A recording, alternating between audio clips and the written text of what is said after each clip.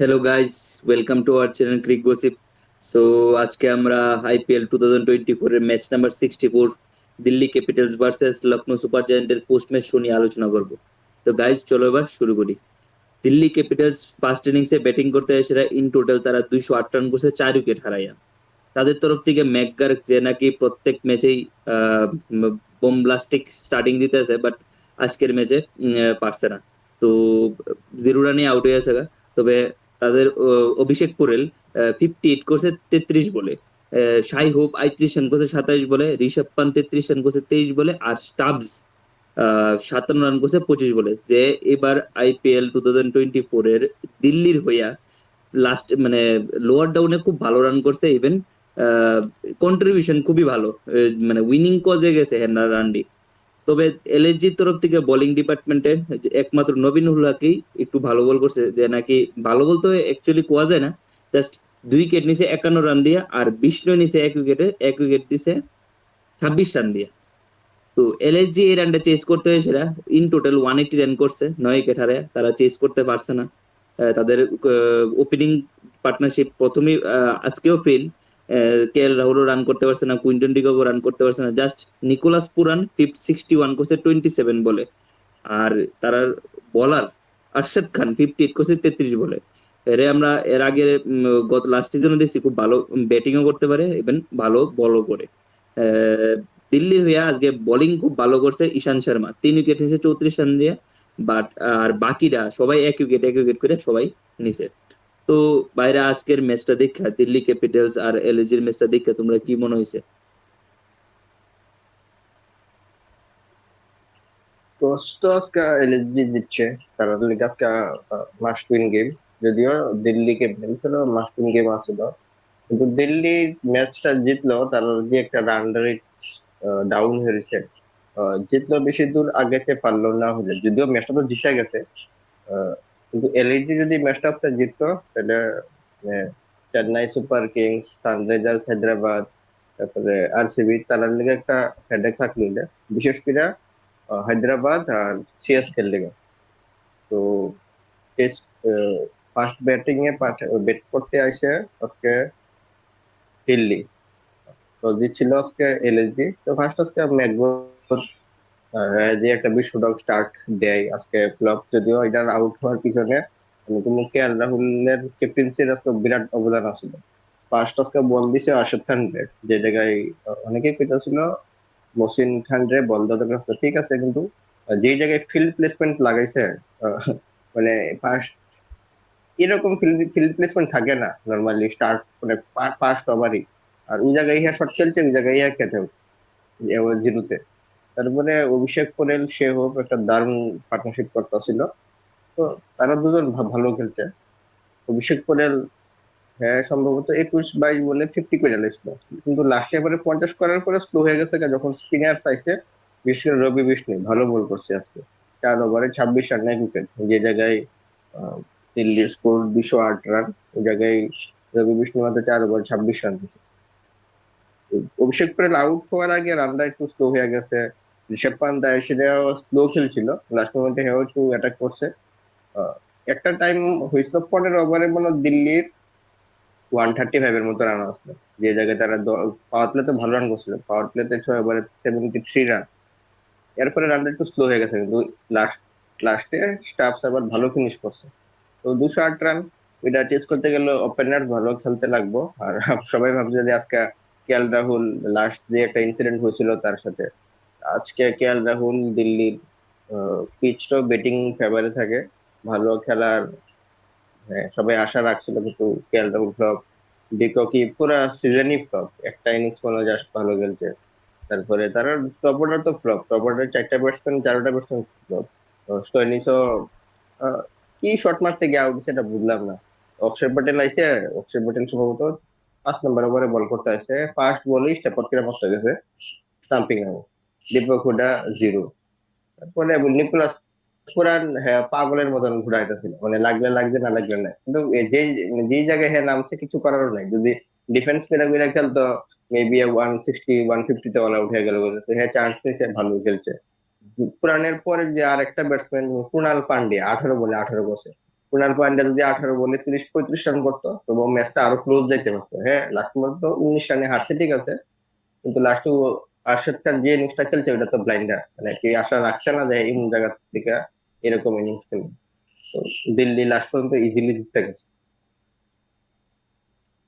ঠিক আছে, match match তো ভালোই গেছে, কই লাভ নাই। লখনৌ তো হারিয়ে গেছে, লখনৌর এত একটা ইম্পর্টেন্ট ম্যাচে আইএসএরা যদি ওপেনিং ব্যাটসম্যান এরকম পারফর্ম করে তাহলে আর এখান থেকে রেজাল্ট আর কি আশাই করা যায়। লখনৌর টিম ম্যানেজমেন্ট, আমরা গত গত ম্যাচে না এর আগের ম্যাচে দেখছি যে টিম ম্যানেজমেন্ট প্রতি হের উপর খুশি নাই, তার উপরে আজকে আইএসএরা হে কই টিমটারে, আজকে যদি লখনৌ জিততো তাহলে নেক্সট ম্যাচ জিতলেই লখনৌ কোয়ালিফায়ার। কিন্তু আজকে যখন হারছে লখনৌর, এখন পয়েন্ট টেবিল যদি আমরা দেখি, লখনৌর পয়েন্ট টেবিলে তারা 6টা ম্যাচ জিতেন না, নেট রান রেটও যদি দেখি -0.7। তার মানে কি, তার নেক্সট ম্যাচে যদি তারা হাই স্কোরিং না, মহা হাই স্কোরিং করলে আমার কাছে মনে হয় না যে চেন্নাই আর হায়দ্রাবাদের উপর যেতে পারবো। তো এই জায়গাতে আইএসরা ওপেনিং এ তোমার লখনৌ তো আমরা 4-5 উইকেট গেছে গা মনে হয়, পাওয়ার প্লেতে 3-4 উইকেট গেছে গা। তো এই জায়গা থেকে তো লখনৌ আর ঘুরতে পারতো না, এটা আর কই আর লাভ নাই। দিল্লি ভালো খেলছে, তো এখন তো দিল্লির ম্যাচ শেষ, দিল্লির 14টা ম্যাচ শেষ, ম্যাচ তো গেল, দিল্লিও খুব ভালো খেলছে। 14 ম্যাচও এখন দেখা যাইতেছে নেট রান রেট যদি আমরা দেখি, দিল্লিরও নেট রান রেট মাইনাসে আছে। তো দিল্লি কি, মনে হয় না আমার কোয়ালিফায়ার করবো, আমার মনে হয় যে এলিমিনেটর হেরও দিয়ে দিতে পারে দিল্লির সাথে এইটা জাস্ট ফর্মালিটি লেগে বসেছে না আর কি পয়েন্টের তারা। লেগা। বা কিন্তু নেট রান রেট যদি আমরা দেখি, নেট রান রেট না, আমার নেট রান রেট কন যায়, বা নেট রান রেটে টানলো তো কেউ টানতো না। এখন যদি বাকি ম্যাচগুলি বৃষ্টিতেও ভিজে জায়গা, এক তো হচ্ছে যদি কয় যে সব ম্যাচ বৃষ্টিতে ভিজে গেছে তারপরেও লখনৌ এই দিল্লির উঠানোর চান্স নাই, যদি কয় যে হায়দ্রাবাদ চেন্নাই সবটি হারে গেছে হেয়ার পরে উঠার চান্স নাই। না, হায়দ্রাবাদ যদি লাস্ট 2টা ম্যাচ হেরে জায়গা তাহলে তারা 14 পয়েন্টে শেষ করবো। নেট রান রেটের কি তারপর অবস্থা? না, এটা কি আমি একটু মানে কিছু যে নেট রান রেটও উঠতে পারতো না এটার কথা বলতেছি আর কি। মানে হায়দ্রাবাদ যদি লাস্ট 2টা ম্যাচ হেরে জায়গা তাহলে তারা 14 পয়েন্টে শেষ করবো। আর ব্যাঙ্গালোর যদি ম্যাচটা জিততে লাগা তাহলে ব্যাঙ্গালোরের 14 পয়েন্ট হইব, আর চেন্নাই সুপার কিংস এর 14 পয়েন্ট হইব। মানে তাহলে 14 পয়েন্ট হইব, হায়দ্রাবাদের 14, ব্যাঙ্গালোরের 14, সিএসকে 14 পয়েন্ট, ডিসি 14 পয়েন্ট। ওই জায়গাতে রান রেটটা দেখবো আর কি। যদিও আর ডিসি পারতো না, রান রেটে হেরা অনেক হ্যাঁ, নিচে ওইটাই গিয়ে গেছে। কইতাছি। এখন যদি এটার লেগে ওই মানে 14 পয়েন্টটা সেম সেম ভাবে শেষ করার চান্স আছে, এর লেগে ওই এইটা বুঝছেন আর কি এটা বুঝে এলিমিনেটেড। না কিন্তু আমরা যে ওই যে কয় যে অনেকে ম্যাথমেটিক্যালি ক্যালকুলেশন করতে গেলে দিল্লির উঠানোর চান্স নাই, দিল্লি ব্যাক গোছাইয়া রেডি রাখতে পারে তারা, এটাই আর কিছু করার নাই। এলএসজির ভালো চান্স আছিল আজকে, যদি এলএসজির ভালো জিততে চান্স ছিল পারতো আজ, জিততে যেত। এলএসজির 2টা ম্যাচ বাকি, আজকে সহ 2টা ম্যাচ বাকি, দুটোটা ম্যাচ জিতলে তারা 16 পয়েন্ট লই আরামসে উঠতে যেতে পারে। কি খেলছে আজকে, এটা খেলা, একটা নকআউট ম্যাচ, মানে নকআউট বলতে ডু অর ডাই ম্যাচ। তুমি এটা যদি হারো তুমি লিগের থেকে বাইরে জনের পসিবিলিটি, তোমার 70-80% তোমার বাইরে জনের পসিবিলিটি আছে। এই জায়গাতে আইসেরা একটা টপ অর্ডার ব্যাটসম্যান, তুমি পাওয়ার প্লে যাইতে না যাইতে তোমার 3-4টা ঘরে ঢুকে গেছো গা। কি খেলতেছে এখানে, তার উপরে ম্যানেজমেন্টের এত প্রেসারের পরেও যদি এরকম খেলে তাহলে আর একটা টিম আর কখন ভালো হইব? এলএসজি চিন্তা করতে গেলে, এলএসজির যদি ওভারঅল তুমি সিজনটা দেখো, তারা টোটালি এই পজিশনে থাকারও মানে ডিজার্ভ করে না। তারা যেই পজিশনে এখন আছে, একমাত্র মায়াঙ্ক ইয়াদব থাকার কারণে, মায়াঙ্ক ইয়াদবের লিগে যে 2টা ম্যাচ জিতছে, একটা আরসিবির লগে একটা পাঞ্জাবের লগে, তো ওই জায়গাতে কিন্তু মানে এলএসজি যে মানে শুধু মায়াঙ্ক ইয়াদবের পারফরমেন্সটা বাদ দিয়ে দাও, বাকি তার কেউরই কনসিস্টেন্ট পারফরমেন্স নাই। তো ওই জায়গাতে এলএসজি আজকে যে ওই মানে ফোর্থ স্পটটার লিগে লড়াই করতেছে, যে এডি তার কাছে অনেকটা বেশি। কারণ ওভারঅল পারফরমেন্স একদম বাজে। মানে একটা টিম তো আছে যে এক্সপেকটেশন রাখা যায় যে এই টিমটা ভালো করব, তো ওই জায়গাতে মানে কারণ তারা যদি ব্যাটিং বোলিং সব দিক দিয়ে দেখো, যদি তারা একটা এক্সপেক্ট করা যায় তারা টিমের থেকে যে তারা একটা ভালো খেলা খেলবো, তো ওই জায়গাতে এলএসজি খুবই খারাপ পারফরমেন্স করছে। স্পেশালি আমি যদি মানে, যেহেতু ক্যাপ্টেন ওরিয়েন্টেড খেলা, বা ক্যাপ্টেনরে নিয়ে পুরোটা খেলা হয়, পাশাপাশি টিমের তো দোষ আছে, বাট কে এল রাহুলের পারফরমেন্স এবার মানে মনমুগ্ধ করার মতো না। তো আমি যদি দেখি মানে এলএসজির যে ব্যাপারটা, এই পজিশনে থাকাটাও তারা মনে করো আমার মতে ডিজার্ভও করে না, কারণ তারা কেউরই মানে পারফরমেন্স নাই, না ইন্ডিভিজুয়াল না টিম গেমে। একমাত্র নিকোলাস পুরানের সাইডা আর মার্কাস টোনিস সাইডা দু, মার্কাস টোনিস তো জাস্ট একটা ম্যাচই পারফরমেন্স করছে, বাকি অন্য কোনো ম্যাচই পারফরমেন্স নাই। না, তো দুইটা এই ম্যাচে জিতাইছে, একটা সেঞ্চুরি করছে লাস্ট, দুইটা ম্যাচে, আগে একটা ম্যাচে ভালো খেলছে। ওটা এতটা ইম্প্যাক্ট দেখাতে পারছে না এবারে, মানে লখনৌ এতটা ইম্প্যাক্ট হ্যাঁ, দেখাতে মানে পারছে না। একটা একটা ম্যাচে টিম, যতটুকু হ্যাঁ, একটা টিম যদি, একটা টিমে যদি একটা একটা প্লেয়ার যদি একটা ম্যাচ করে যদি ভালো পারফরমেন্স করে, তবে কিন্তু তারা ভালো তবু জায়গায় হয়, শেষ করতে পারে। তবু একটা প্লে অফের তো কন্টেনশনে থাকে। কন্টেন্ট, একটা প্লেয়ার যদি 11টা প্লেয়ারের মধ্যে প্রতিটা প্লেয়ার যদি একটা ম্যাচ যদি ভালো খেলে, হ্যাঁ হ্যাঁ তাহলে তো অনেক টিম ম্যাচ জিতে যাবে, মানে হ্যাঁ, 7টা 8টা ম্যাচ তো আরাম খেলতে পারে। তো তারা আরাম খেলতে পারে। কেএল রাহুল, আমি কোনো যদি ওভারঅল রেকর্ডটা দেখা হয় এই বছর, কেএল রাহুল সম্ভবত 13 ম্যাচে 460 রান বা 465 রান মতন করছে, ঠিক আছে, 460 বাট পজিশন খারাপ ইম্প্যাক্টফুল না। না, ইম্প্যাক্টফুল না। হ্যাঁ, কিন্তু কেএল এই রাহুলের ম্যাচ যে উইনিং নক ক্যালিবারের নাই আর কি। প্লেয়ার, হ্যাঁ, যে ক্যালিবারের হ্যাঁ প্লেয়ার ওইভাবে হ্যাঁ মানে খেলতে পারছে না। আর অনেক জায়গাতে হ্যাঁ টিমটারে ফাঁসাই দিয়ে গেছে এখন। এমন ইনিংস খেলছে, এমন স্ট্রাইক রেটে খেলছে। লাস্ট ম্যাচে 30 বলে 33 বলে 29 রান, মানে এটি শুধু কাল সিজনের ম্যাচটা না, আরো কয়েকটা ম্যাচের মধ্যে এরকম এত স্লো, মানে এত লো স্ট্রাইক রেটে খেলছে অনেক টিমেরই। খুব বাজে স্ট্রাইক রেটে খেলছে। তারপরে হুম, কুইন্টন ডিকক খুব খারাপ খেলছে। ঠিক আছে, কুইন্টন ডিকক ভালো খেলতে আসে না যেহেতু, এর জায়গায় তারা লাস্ট ইয়ারও খেলাইছিল কাইল মায়ার্স।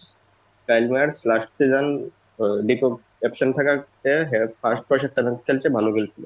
তো এই সিজন হ্যাঁ কিন্তু তারা স্কোয়াডে আছে, এরপরেও হ্যাঁ ইউজ করছে না। এক দুইটা ম্যাচ তো ডিকক খেলছে না, ওই জায়গার মধ্যেও কাইল মায়ার্স ইউজ করছে না।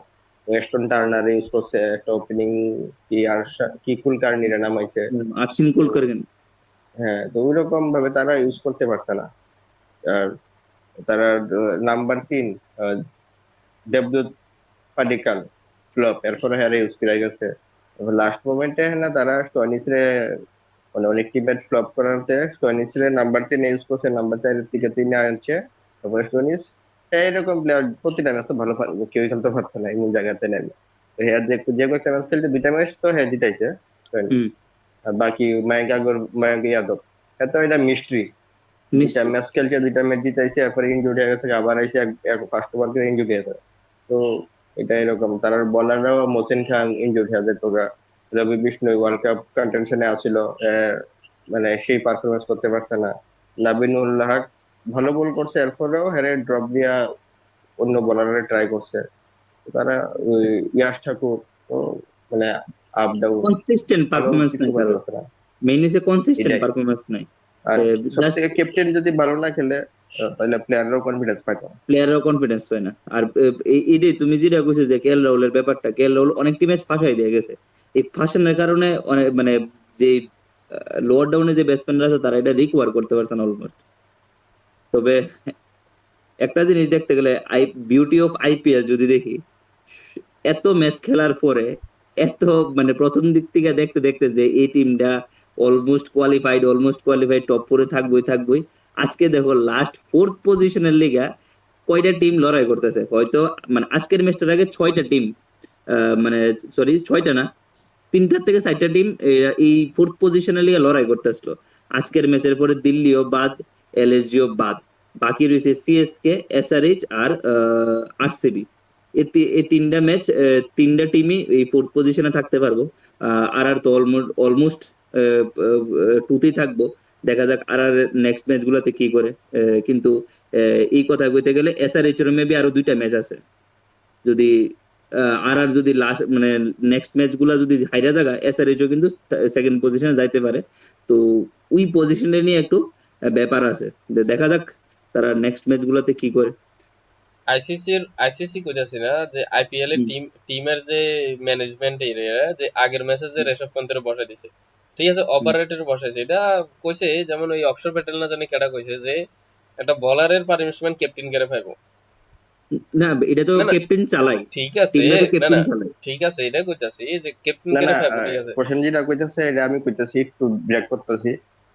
কোন কোন জায়গায় বলাররা, ক্যাপ্টেন বলাররা চালায়, ঠিক আছে, কিন্তু একটা বোলার যদি ওখানে যদি কন্টিনিউ 4টা 5টা নো বল করে, তো এই জায়গা থেকে ক্যাপ্টেনের কি এটা আর যে কি? এটা যে খলিল আহমেদ যে বলটি করছে, যে 4টা পর পর হ্যাঁ, হোয়াইট বল যে দিছে, তো ওইটার এগেইনস্টও কিছুটা টাইম স্পেন্ড হয়েছে ওখানে।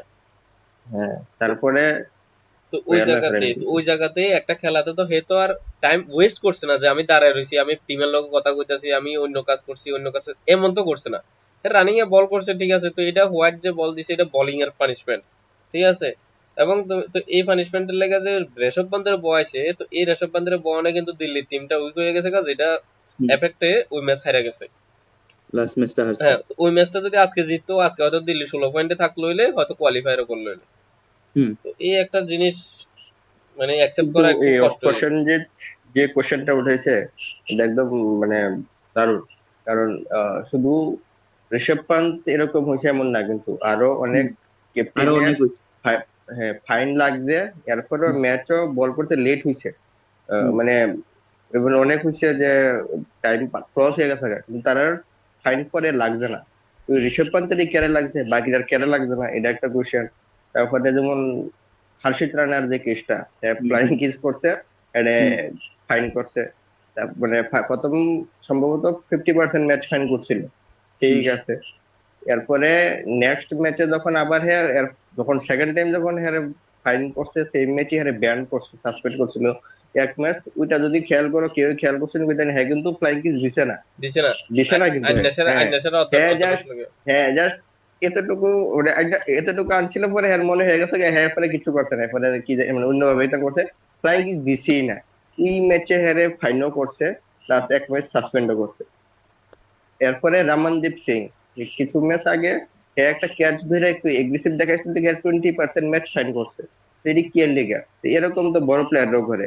বিরাট কোহলি তো এরকম করে। শুধু শুধু বিরাট কোহলি কথা না, বিরাট কোহলিটা আমরা দেখি, হ্যাঁ ক্যামেরাম্যান তার দেখায়, এগ্রেসিভটা দেখায়। যেমন আহ, কে জানি সেদিনকে হাফ সেঞ্চুরি এরকম শুট আউটের মতো করছিল। তো বিরাট রাইলের কোহলি উচিত। মানে, তো হ্যাঁ হ্যাঁ, তো আউট হইছে পরে যে বিরাট কোহলি ওইরকম করছে।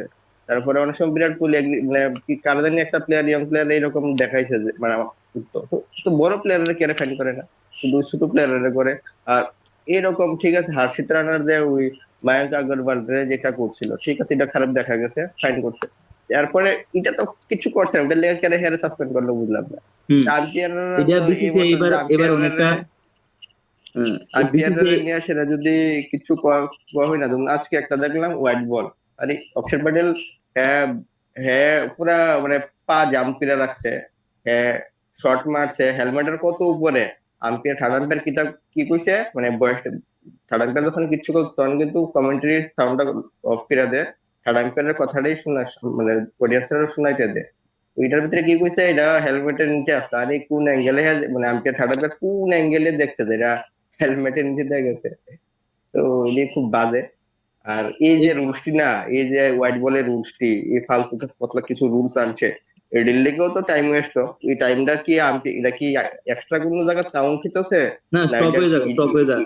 খেলা খেলা যে সময় মনে করো এমন ডিসিশনের লেগে যাবো না, ওই থার্ড আম্পায়ারের কাছে, তখন স্টপ হয়ে যাবে। মানে ওই তাহলে এটা গেম করতে টাইমটা স্টপ রয়েছে হয়ে যাবে। এটা, না না, তাহলে এটা আমি ঠিক করতে পারি না। সেলিব্রেশনের যে এইভাবে ফাইন দিতেছে, তো তারা কি কইতাছে যে এটি এটি একদম যে বাজে হইতাছে, যে মানে তারা স্পেশালি। ভুবনেশ্বরের মতন যেভাবে প্লেয়ার সেলিব্রেশন করে, এইভাবে খেলা চলুক। বল আইছে করছে, ফিরছে হ্যাঁ, আবার মাঠের থেকে ও উঠে যাওয়া, এইভাবে খেলা চলুক। সুনীল নারায়ণ ফুটবল নাটরাজনের মতো হইব আর চক্রবর্তী কি। বল এইভাবে কইরা চলুক। সেরা আউট করে যাবো মাস্টার। পিছে দিয়ে। ছক্কা মারলে ছক্কা চুপ করে বই থাকবো, আউট করলে আউট এই করে চুপ করে বই থাকবো। হ্যাঁ ঠিক আছে, পরের ম্যাচ। আর না এটা ভাই ঠিক কি আছে, ম্যাচ ফাইন ঠিক আছে, 20% 50% এটা মানা যায়, কিন্তু এক কিন্তু ম্যাচ ব্যান করাটা সাসপেন্ডের এক লেগে ম্যাচের লেগা, এটা কিছু করছো না। আরে ব্যান ফাইন করাটা এক ম্যাচের লেগা, এটা ঠিক না। দেখো, ক্রিকেটার কি কইছে, ক্রিকেটার কইছে যে দেখো, আমরা মাঠের ভিতরে যদি আমরা যাই কিছু করি না কেন, মাঠের বাইরে আমরা ফ্রেন্ড। যেমন 2018-তে সম্ভবত একটা ম্যাচের মধ্যে রাজস্থানের লগে ওই ম্যাচের সময় হুম। হুম। হুম। মানে একটা নোবল দিছিল না, হুম। চেন্নাই সুপার কিংস মানে ব্যাট করতেছিল। সম্ভবত লেগ আম্পায়ারের নো বলের সিগন্যাল দেখাইছিল, মেন আম্পায়ার দিছিল না। এটা আম্পায়ারের মধ্যে অ্যাডজাস্টমেন্ট হইতাছে।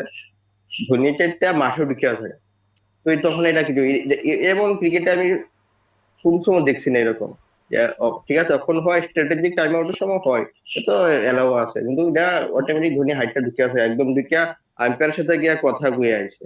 এই যে হুম। কি ঠিক নেই মানে। তখন তো কেউ কিছু কথা ঠিক আছে, তখন হয়তো এই রুলস আসতো না। রুলস কিন্তু আসতো এটা না। না, এই বছর আম্পায়ারের রুলস একদম বাজে। একটা মানে কিছুদিন আগে একটা ম্যাচে দেখছি, লেফট সাইডে লেফট সাইড দিয়ে বল গেছে, একটা লেফটি ব্যাটসম্যান আসলো, আমার তার সাথে কোন খেলাটা খেয়াল নাই, ব্যাটসম্যানটা লেফটি আসলো, না ব্যাটে লাগছে না প্যাডে লাগছে, আম্পায়ার ওয়াইড দিছে না।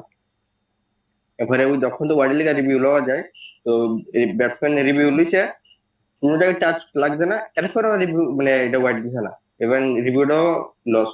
আজকেও সেম, আজ তো সেম হচ্ছে একটা, সে হুকের সমতে সম্ভবত সম্ভবত সেকেন্ড বলেই একটা বল লেফট সাইডে বল গেছে, না ব্যাটে লাগছে না প্যাডে লাগছিল, আম্পায়ার ওয়াইড দিছে না। তারপরে সে রিভিউ নিচ্ছে পর দিয়া চাকরিটা দেখছে ব্যাট প্যাডে লাগছে না, তখন ওয়াইড দিছে। উইটা আর উইটা মানে কিসের ইটা না ছিল। আর এই ওয়াইড অফসাইডের যে লাইনের ওয়াইডটি যে দেয়, এটা তো একটা ম্যাচে একরকম। মানে ধোনি যদি বড় ব্যাটসম্যান যদি ইন্ডিয়ার থাকে, ধোনি বিরাট কোহলি বা রোহিত শর্মা, তাহলে একরকম রুলস থাকে, অন্য ডোমেস্টিক প্লেয়ার থাকলে তখন অন্যরকম রুলস থাকে। তো এটি তো একদম বাজে, তো এটাই ফালতু। তো কইতাছি না, এটির লিগে আরো টাইম টাইম ওয়েস্ট হইতো। তুমি তুমি হর্ষ আম্পায়াররা যারা তুমি হয়, তুমি হর্ষিত রানার কিস দেওয়ার সিম্বলটাতে তুমি হেরে ফাইন করে দিছো, সাসপেন্ড করে দিছো। আরেকজন গুল্লি দেখাইতেছে ফিল্ডের মধ্যে, তুমি হেরে পরের ম্যাচে বিন্দাস ভাবে খেলাইতেছো। কিসের থেকে কি বন্দুকটা আরো কুল, মানে একদম নর্মাল জিনিস, নাকি কোন কোন সেলিব্রেশনটা তোমার ডেঞ্জারাস লাগছে যে একটা মাঠের মধ্যে একটা ইয়ে লাগতেছে? তুমি হে কিস দিছো পর্যন্ত না, হাতটা আনছে বুঝে লাইছে, ঠিক আছে পানিশ দেখ, একটা হ্যাঁ, একটা জিনিস হচ্ছে কি, দাও ভুল বুঝে লাইছে, যদি দিয়া লাইতো আচ্ছা ঠিক আছে তুমি দিছো করে, হে দিছোই না, হাতটা আন না সেটা, এটা লেগে তুমি হেরে পারমিশন দিছে। আরেকজন একটা প্লেয়ারের এগেইনস্টে দেখাইছে, একজন 50 করে গুল্লি দেখাইতেছে, আরেকজন ক্যাচ ধরে না আউট করে গুল্লি দেখাইতেছে। মা, এখানে কোনো কিছু না, না তোমার ফাইন আছে, না তোমার সাসপেন্ড আছে, না তোমার কিছু আছে, তুমি পরের ম্যাচে আবার বিন্দাস খেলতেছো। এখানে আবার লাফালাফা চিল্লাচিল্লি করতেছো, এখানে তোমার কিছুই না। তাহলে তুমি যে এখানে তো তুমি এক এক প্লেয়ারের উপর এক একটা রুলস বানাই দিছো, যেমন নো বলের প্রিন্সিপালের মতন। তোমার কোমর মাপা দিছো, কোমর যার কোমরের যে রেঞ্জ, ওই রেঞ্জের নিচে হইলে নো বল, ওই রেঞ্জ উপর হলে নো বল, নিচে হলে নো বল না। এই প্লেয়ার এই সেলিব্রেশন পর্যন্ত করতে পারবো, হের কিচ্ছু হইতো না। নর্মাল প্লেয়ার একজন আয়োগ, হে শুধু একটু চিল্লাইলই তুমি হেরে সাসপেন্ড করে দাও, হেরে ফাইন করে দাও, হের থেকে টাকা কাটতে লাও, হেরে আইপিএল থেকে বাদ দিয়ে দাও, হেরে 1 বছর লেগে ব্যান করে দাও, 2 বছর লেগে ব্যান করে দাও। আর যেটি তোমার সেলিব্রেশন, যেটি দিয়ে তোমার ফিল চলে, যেটি দিয়ে টাকা ইনকাম হয়, যেটি দিয়ে দর্শক আইয়ে, যেটিতে তোমার বিজনেস হইতাছে, তুমি হেডি প্লেয়ারে তুমি যাই কিছু করবা, তারা বিজনেস দিতেছে দেখে তাদের অফেন্সিভ সব মাপ, তাদের কোনো অফেন্সিভই ইভেন নাই। আমি তো কমু, এই যে কমরের ওয়েস্ট হাইটের যে নোবলটা, ওইটাও রুলসটাও এটা চেঞ্জ করা দরকার। তাইলে কি একটা বলার কি যখন বল করবো, একটা ব্যাটসম্যানের ওই কমরের মাপটা কি হ্যাঁ জানা থাকতে হইব, যে আমি ওই ফুটে বল করলে নোবল হতো না, এর বেশি, মানে এটা তো ঠিক না না। ব্যাটসম্যান খেলার মধ্যে তো সবাই ইকুয়াল, এমন তো নাই যে একটা ব্যাটসম্যান বা একটা প্লেয়ারের 25 বছর হলে একরকম রুলস, 32 বছর হলে একরকম রুলস, তেমন তো না, এটা তো সবাই ইকুয়ালি। এই রুলসটাও ঠিক না, আমার মনে হয় স্টাম্পের যে হাইটটা না, ওইটার ওইটার হাইটে যদি উপরে যদি বল যায় তাহলে নো বল দেওয়া উচিত, এটার নিচে না না, থাকলে তুইলে লিগ্যাল বল। তুইলে ওইটা ঠিক তুইলে আছে। আবার স্টাম্পের এটা হইতো না, কারণ স্টাম্পের এটা ওয়েস্ট এরিতে অনেক নিচে থাকে। স্টাম্পের এটা না না, আরে স্টাম্পের এটা, স্টাম্পটার এটা তো ব্যাটসম্যান যখন থাকে, ওইটা হুম, যদি পরে যদি স্টাম্পের উপরে যদি জায়গা না, যদি হুম, যেমন মাপে, মানে বল ট্রেকিং যা যে মাপে, ওইটা হুম। যদি স্টাম্পের উপরে যদি যায়, তখন তো হ্যাঁ কম্বরের উপরে দিয়ে যাবো, কম্বরের নিচে তো তাহলে হইতোই না। এখন না না, অনেক সময় এখন ডিপিং ও হ্যাঁ, ডিপিং হওয়ার কারণে এই স্টাম্পের উপরেরটাও বোঝা যায় না, যেটা তুমি না, কইতাছো। তোমার এটা হতো না, তুমি তো, আমি কিন্তু স্টাম্প যে জায়গাটা আছে ওই জায়গার কথা বলতেছেন। ব্যাটসম্যান তো স্টাম্পের থেকে প্রায় 3 ফুট আগে আছে ওই জায়গার মধ্যে, তখন যদি কমার লাগে, আমি বলতেছি যখন স্টাম্পটা যে জায়গাতে আছে, ওই জায়গার উপরে যদি বল যায়, তাহলে কোথাও নো বল দেওয়া হয়। তখন তো এটা ব্যাটসম্যানের বেস্ট উপর দিয়ে যাইবো, অঙ্কন যেমন মানে তুমি কম্বরের কইতাছো উপর যে দিয়ে যাইবো। ডিপিং, যে প্রথমে হয়তো কোমরের উপরে থাকবো, পরে বল যাইতে যাইতে স্টাম্পের নিচে আয়া পড়বো।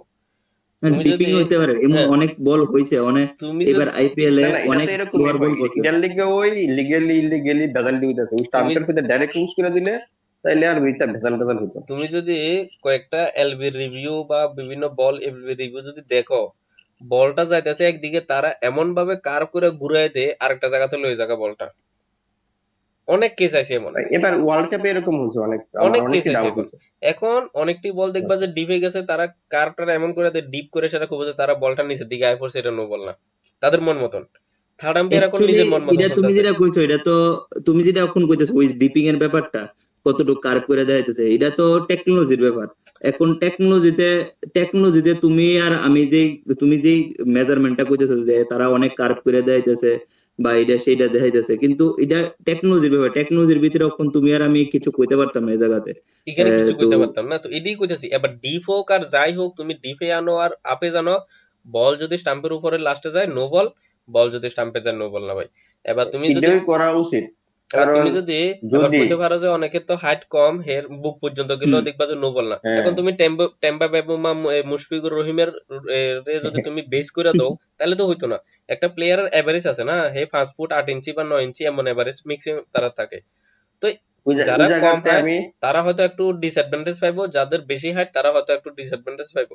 তো এইখানে একজন দুইজন স্পেশালি দুই তিনটা প্লেয়ারের লেগে বলি, তুমি পুরা সব প্লেয়ারের আইনে সেটা কোমর মাপতাছো, কোমর মাপা 2 ইঞ্চি 3 ইঞ্চির লেগে বলি অনেক সেম বল বিরাট কোহলির লেগে যেটা নো বল না, ওই আরেকজনের লেগে সেটা নো বল। তো এরই তো ফালতু গেছ না, সেম বল এক একটা প্লেয়ার অনুসারে, তাহলে এটা কি প্লেয়ার তারা অনুসারে এলিগেই বল? তো তারা এলিগেই তো ওই পপিং ক্রিজটা আছে না, পপিং ক্রিজটা তারা মেইন লাইন রাখছে। পপিং বিরাট কোহলি এটার আউট দিছে না, কারণ হইছে বা সরি আচ্ছা, তো বিরাট কোহলিটা পয়েন্টটা নো আমি পজিশন বুঝাইতেছি। হইছে, পপিং ক্রিজটা ঠিক বাইরে আছে, বাইরে আসলো। তোমার কথাটা আমি মানছি। যদি বিরাট কোহলির বলটা এটা যদি হুম, আরেকটু উপরে উঠতো, ধরো আরেকটু হাইট উপরে উঠতো, হ্যাঁ, হুম, ধরো আরো 6 ইঞ্চি বা 1 ফুট উপরে উঠতো, হুম, বলটা তো স্লো বল আসলো, হুম, বলটা আরো 1 ফুট উপরে উঠতো, তখন তো হুম, এটা হ্যাঁ উপরে উঠলো, ওয়েস্ট সাইডের হুম, উপরে উঠলো, হ্যাঁ, তখন নো বল আসলো। কিন্তু তখন যদি বলটা যদি স্টাম্পে হিট করতো, তখন তখন মানে তো এটা তুমি লিগেলি আউট।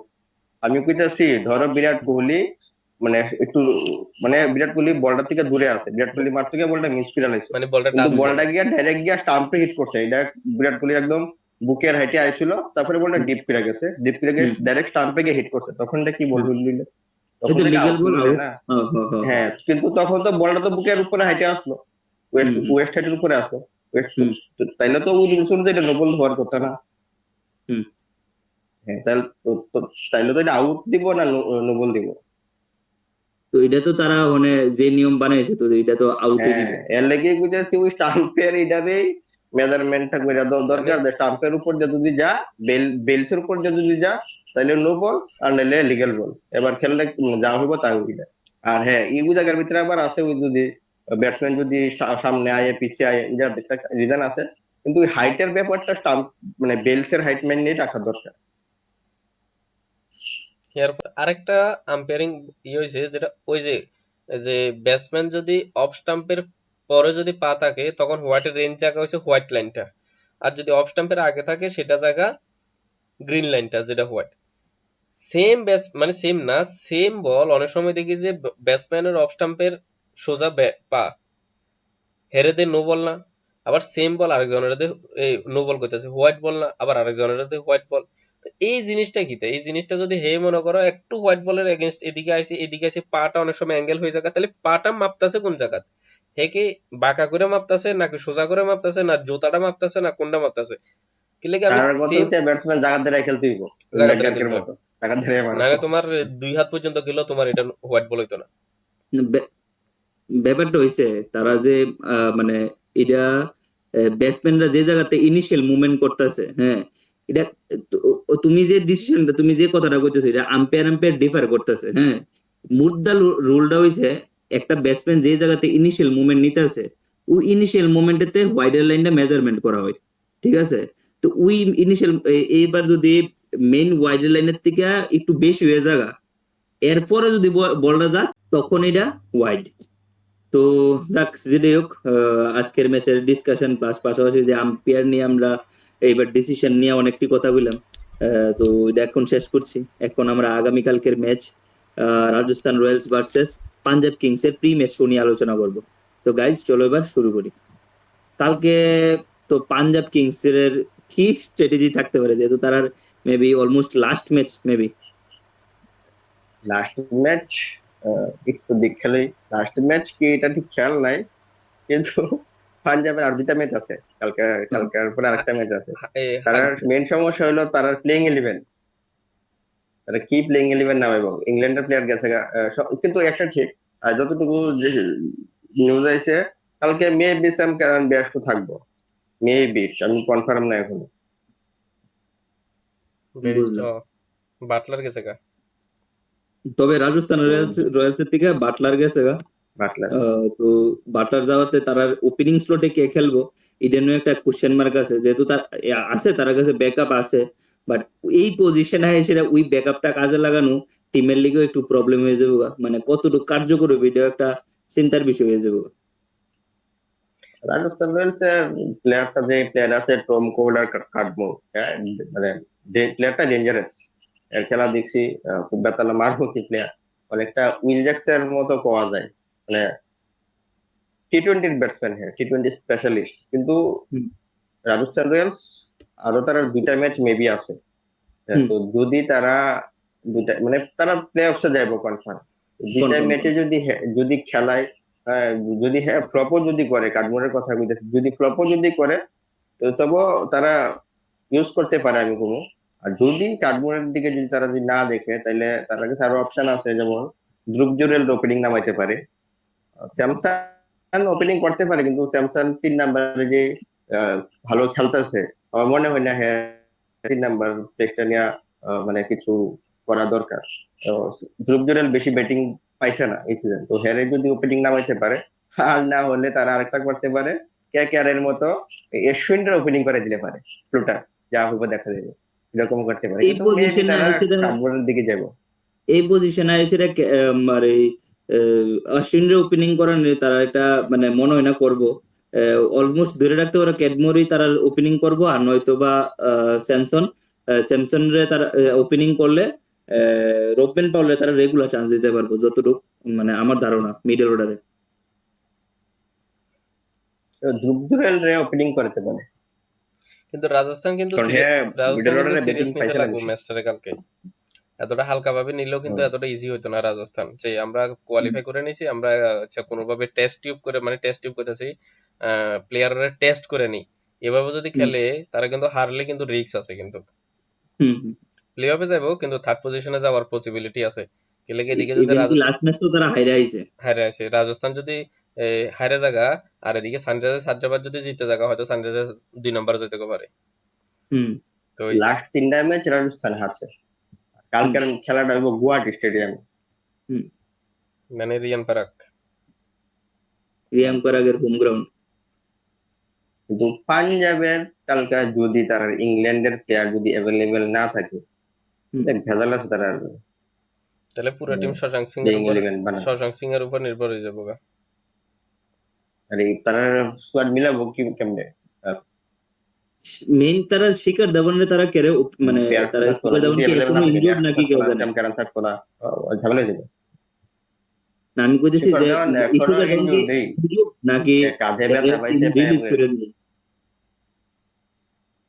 তো রাজস্থান রয়্যালস তো অলমোস্ট কোয়ালিফাইড, বাট তারা চাইবো কালকের ম্যাচটা জিততা, তারা নিজের পজিশনটারে টপ টু তে রাখার। আর পাঞ্জাব কিংস এর যেহেতু আর কিছু করার নাই, যে জিতলেও হারলেও কোনো তার কিছু পাওয়ারও নাই, কিছু যাওয়ারও নাই, এটাই মেইন।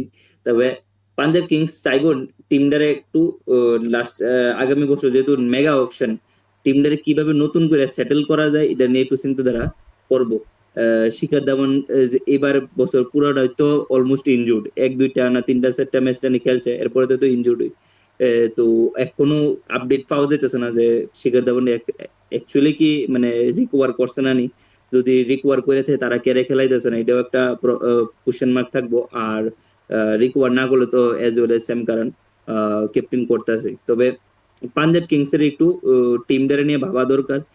টিম তো আমি দেখি মানে আহ, ঠিকই আসলো, যদি মানে আমার ওপিনিয়নে ঠিকই আসলো, বাট কেউ তারার মানে এক্সপেকটেশন অনুযায়ী পারফরমেন্স করতে পারছে না। এটাই তার মেইন মানে মাইনাস পয়েন্ট যদি আমি দেখি। কারণ হরদীপ সিং আমরা ইন্ডিয়ান টি-20 ওয়ার্ল্ড কাপে যেহেতু সিলেক্ট হয়েছে, নো ডাউট খুবই ভালো বোলার। পাশাপাশি হর্ষল প্যাটেল থেকেও তারা যতটুকু এক্সপেক্ট করে তারা সে এতটুকু সার্ভাইভ আর সার্ভিস করছে। তার মেইন প্রবলেম হচ্ছে কাগিসোরাবাড়া সেই পরিমাণে মানে এক্সপেকটেশন অনুযায়ী বল করতে পারছে না তারা। এরপরে ব্যাটসম্যান জনি বেরিস্টো সেই পর পারফরমেন্স করতে পারছে না, মিডিলে লিভিংস্টোন, এরপর তারা কিছু কিছু ম্যাচে ম্যাচে সেকেন্দার হাজারও খেলাইছিল। তো কেউ মানে ওই যে এপিটোম অব্দি তারা পারফরমেন্স করতে পারছে না, এটাই তার মাইনাস পয়েন্ট। এছাড়া তো তারা অলমোস্ট যদি দেখতে গেলে তারা মানে একদম কাছে গিয়া ম্যাচটি হারছে। তো দেখা যাক তারা নেক্সট মেগা অকশনে কি করে, কালকের ম্যাচে তো আমরা দেখবো, বাট মেগা অকশনে তারা কি করে এটা একটা আমরা নজর থাকবে। পিকেএস পাঞ্জাব, এটাই করবো। লাস্ট যে দুটা খেলা আছে আমার মনে হয় তারা রিজার্ভ বেঞ্চের যে প্লেয়ার গুলো আছে তারা দেখা দরকার। যদি কেউ ওই দুইটা ম্যাচে ভালো পারফরমেন্স করে তাইলে নেক্সট অপশনের মধ্যে কি করা যায়, তারা রিটার্ন করা যায় কিনা, বা দেখতে পারবো আর কি কে কিরকম প্লেয়ার। এটাই, তাছাড়া তারা তো আর কিছু করার নেই। জাস্ট তারা তারা ফ্যান্সরা খুশি করতে পারবে। প্রসেনজিৎ দা, তোমার কি মনে হয় কালকে কে জিতবো, রাজস্থান রয়্যালস না পাঞ্জাব কিংস? হ্যাঁ, রাজস্থানের তো আমরা যদি দেখি যে প্লেয়ার শুধু বাটলার গেছে, হুম। ঠিক আছে না, বাট আর তো গেছে না।